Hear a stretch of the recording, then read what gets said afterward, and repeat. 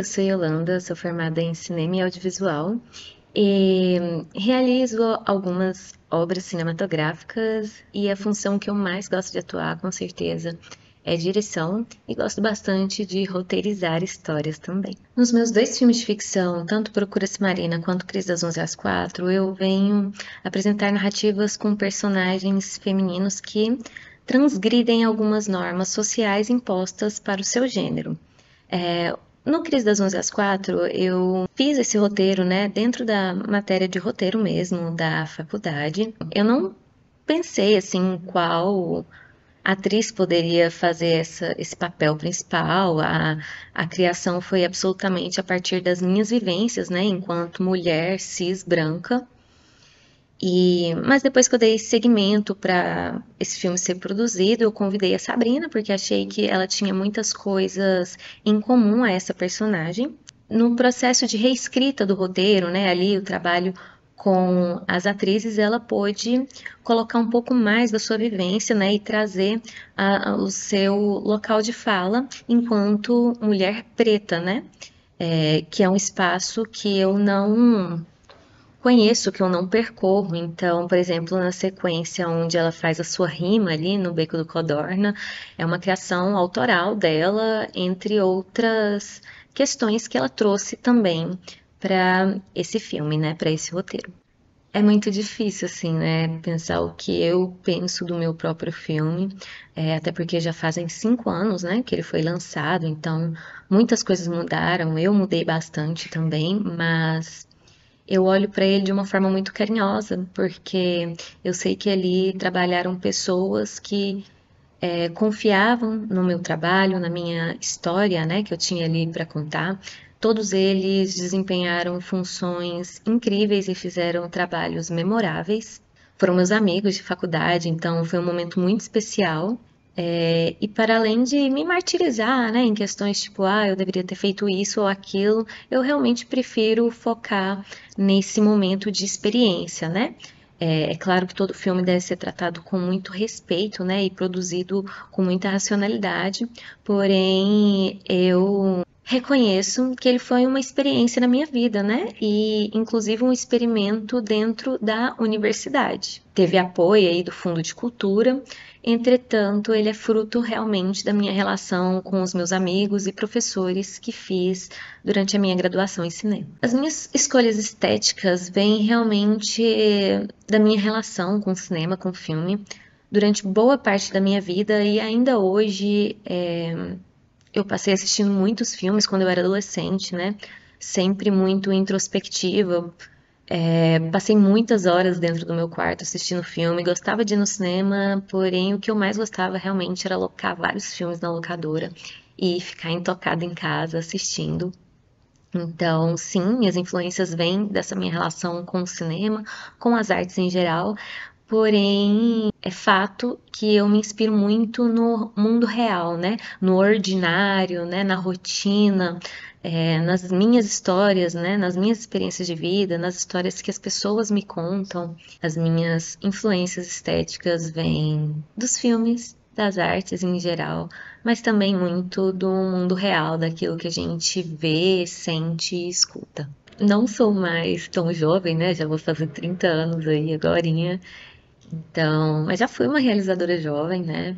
Mas, como eu falei, eu tive uma relação muito legal na faculdade de cinema e não tive embates, em relação a ser mulher dentro das produções cinematográficas. Entretanto, é claro que eu tenho consciência de que eu sou uma mulher cis branca, né? E isso me faz ter experiências que outras mulheres não vão experimentar de forma diferente. Então, eu, enquanto a mulher que sou, posso dizer que não tive muitos conflitos, né, com os nossos meios de produção. Tem muito conflito pessoal, né? Mas eu acho que toda pessoa que cria deve repensar sobre suas obras, o que é normal e muito importante. O filme passou em alguns festivais, ele não foi premiado, mas eu tive relações tete a tete com pessoas que assistiram que para mim é muito importante, sabe? Para além de dizer, o filme foi bom nisso ou foi ruim naquilo, eu gosto muito de escutar o que as pessoas sentiram com o filme, né? Então, como eu gosto de abordar questões sobre mulheres, né? É muito interessante ouvir o ponto de vista delas, quando elas dizem que se reconhecem ou não. Para mim é muito importante. Então, de certa forma, os debates em relação ao filme foram de extrema importância. Bom, já tem 5 anos, né, que eu realizei, produzi, dirigi Crise das 11 às 4, então com certeza eu olho para ele com outro olhar, ainda bastante saudosista, né, por toda a nossa produção, né, nossa relação ali dentro do set e fora do set também, na sua pré-produção. Porém, com certeza, hoje eu reflito mais sobre essa questão de colocar o corpo de uma mulher preta em uma narrativa que foi escrito e dirigido por uma mulher branca que tem as suas experiências de vida que são totalmente diferentes e específicas do que as experiências de uma mulher preta, né? Eu soube absorver, né, algumas coisas que a Sabrina pôde trazer durante nossa relação ali entre direção e atuação. Entretanto, eu tenho consciência de que uma atriz preta foi incorporada numa narrativa branca, né? Que, como eu disse, são experiências diferentes. Entretanto, ela, apesar dela ter trago ali muita coisa de si para a narrativa, o que foi enriquecedor de uma forma que, enfim, seria outro filme se não tivesse sido ela. Tanto Cris das 11 às 4 quanto Procura-se Marina, apesar de terem partido ali de uma mesma produtora, né? No caso, a Balaio, foram filmes de vontade própria mesmo, roteiros extremamente autorais, que a produtora realmente abraçou, acreditou e nos incentivou a estar realizando. Então, sim, com certeza, são ideias minhas e dos envolvidos, né? Com uma força muito grande da Balai Produção, que sem ela também eu acho que seria uma outra obra, porque na época nos forneceu bastante insumos, né? Tanto técnico quanto de equipamentos para estar realizando. Eu vejo o cenário audiovisual atual bastante promissor, né? Diferente de ano passado e alguns anos atrás, onde o governo que estava aí no poder, o governo Bolsonaro, tentou a todo custo, né, acabar com o setor cultural, com o setor cinematográfico e audiovisual.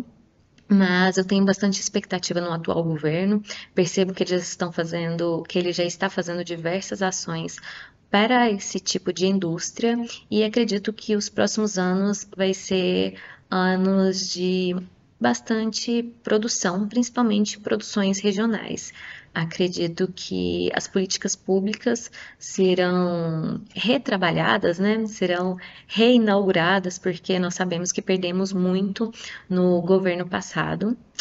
Então é isso, tenho bastante expectativas para o ano que vem e pretendo e espero que Goiás continue produzindo e aumente o seu nível de produção, não só audiovisual, mas cinematográfico também. Acredito que aqui tem várias histórias que precisam ser aí compartilhadas e mostradas, não só para o Brasil, mas para o mundo também. Eu não sei ainda o que eu quero do cinema, porém ele sempre me deu muito prazer, né?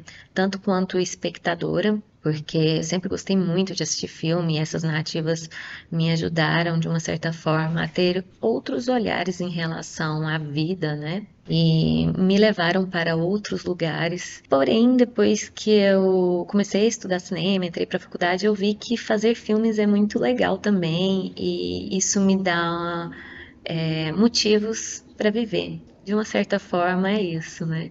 Eu acho que o cinema me move a modificação, a move a minha criatividade e isso dá sentido para minha vida. Dirigir Cris das 11 às 4, assim como ter dirigido Procura-se Marina, foi muito legal, porque, como eu falei, né, foi uma relação ali muito louca, muito linda com os meus amigos e professores. Então, é claro, né, que um set de cinema nunca é perfeito, mas eu posso dizer que os meus foram muito bons. Não tive conflitos ali em relação à minha direção, muito pelo contrário, né? As pessoas sempre tentaram me compreender aquilo que eu falava e realmente acreditavam nas minhas ideias, então foi muito legal.